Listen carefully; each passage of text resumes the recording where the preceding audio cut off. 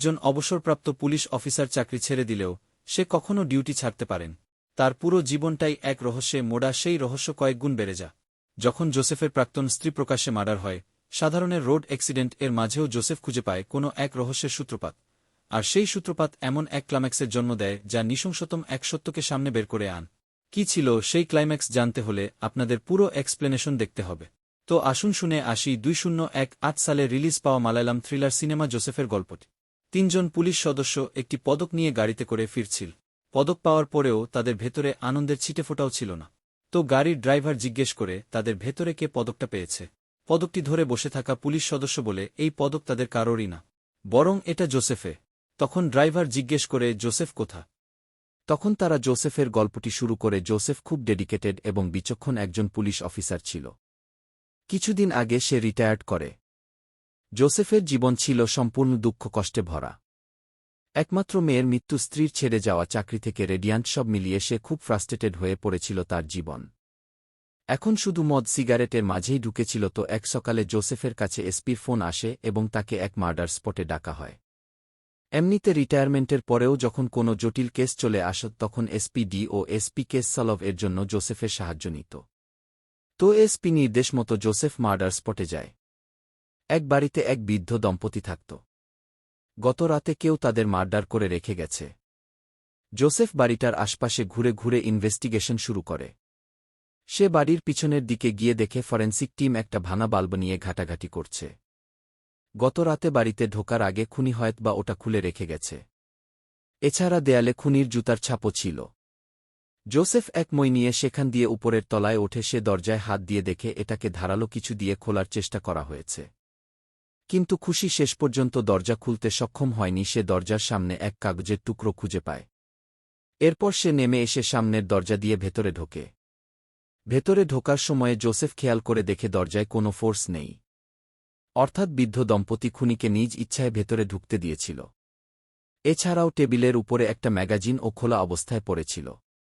বৃদ্ধা চা বসিয়েছিল, চুলা জ্বালানো ছিল বলে পাতিলের তলাটাও পুড়ে গেছে। সব দেখে শুনে জোসেফ বাইরে এসে এসপিকে জানায় খুনি চুরির উদ্দেশ্যে এখানে এসেছিল, আর খুনি এই বৃদ্ধ দম্পতির পরিচিত কেউ। এই জন্য তারা খুনিকে সহজেই বাড়িতে ঢুকতে দিয়েছিল। শুধু তাই না, তাকে ম্যাগাজিন পড়তে গিয়ে চা ও বানানো হচ্ছিল। এই জন্য জোসেফ বৃদ্ধ দম্পতির আত্মীয় স্বজনদের জিজ্ঞাসাবাদ শুরু করে। সেখানে এলাকাবাসীও ছিল। জোসেফ জিজ্ঞেস করে সবার আগে কে লাশটা দেখেছিল। সেখানে উপস্থিত একটি ছেলে এগিয়ে এসে জানায় সকালে দুধ দিতে এসে দেখেন উনাদের খুন হয়েছে। থানায় ফোন করে নিউজটাও সেই জানিয়েছিল। বৃদ্ধ দম্পতির সম্পর্কে মানুর চাচি হয়। জোসেফ মানুকে জিজ্ঞেস করে রাত 8:00 থেকে 1:00 পর্যন্ত সে কোথায় ছিল। মানু জানায় সে সিনেমা দেখতে গিয়েছিল। জোসেফ আর কাউকে কিছু জিজ্ঞেস না করে এক খাতা আর কাগজ দিয়ে সবাইকে সেটাতে নিজেদের নাম এবং ফোন নম্বর লিখে দিতে বলে। এরপর লাশ পোস্টমর্টেমে পাঠিয়ে দেওয়া হয়। লাশ নিতে যে ডোম এসেছিল, জোসেফ তার কাছে মদ আছে কিনা জিজ্ঞেস করে। ডোমের কাছে মদ ছিল, তাই সে ডোমকে নিয়ে কোথায় বসে মদ খাবে তাই ভাবছিল। তখন তাদের সামনে মানু ও খাতাটা নিয়ে ফিরে আসে। জোসেফ মানুকে জিজ্ঞেস করে তার বাড়িতে গ্লাস আছে কিনা। মানু জোসেফদের নিয়ে বাড়িতে চলে যায় এবং একটা কাচের গ্লাস বের করে এনে দেয়। জোসেফ গ্লাসটা নিয়ে মানুকে কোল্ড ড্রিঙ্কস আনতে পাঠিয়ে দেয়। মানু ও কোল্ড ড্রিঙ্কস নিয়ে ফিরে এলে জোসেফ মানুকে নিয়ে বাড়ির ভেতরে ঢোকে। মানু ভেতরে ঢুকে হকচকিয়ে যায়, কারণ এসপিসহ সবগুলো অফিসার তার ঘরের ভেতরে ছিল।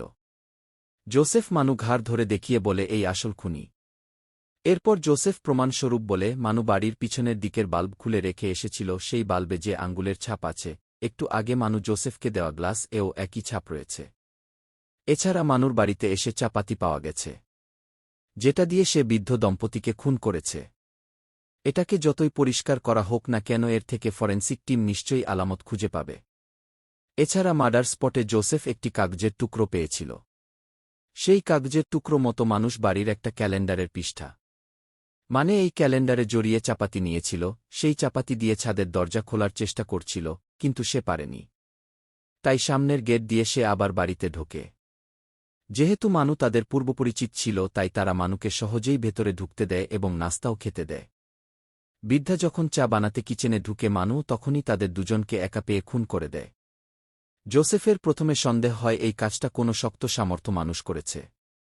এরপরে তার ম্যাগাজিনের খোলার পৃষ্ঠাটা দেখে সন্দেহ হয় এটি ইয়াং কোনো ছেলে পড়ছিল, কারণ সেখানে বিনোদনের এক আর্টিকেল বের করা ছিল।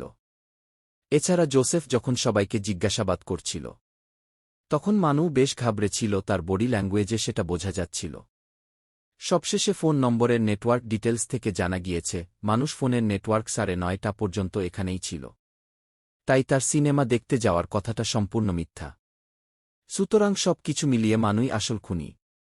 আর এভাবেই জাস্ট কয়েক ঘন্টার ভিতরেই জোসেফ কেস সলভ করে চলে যায়।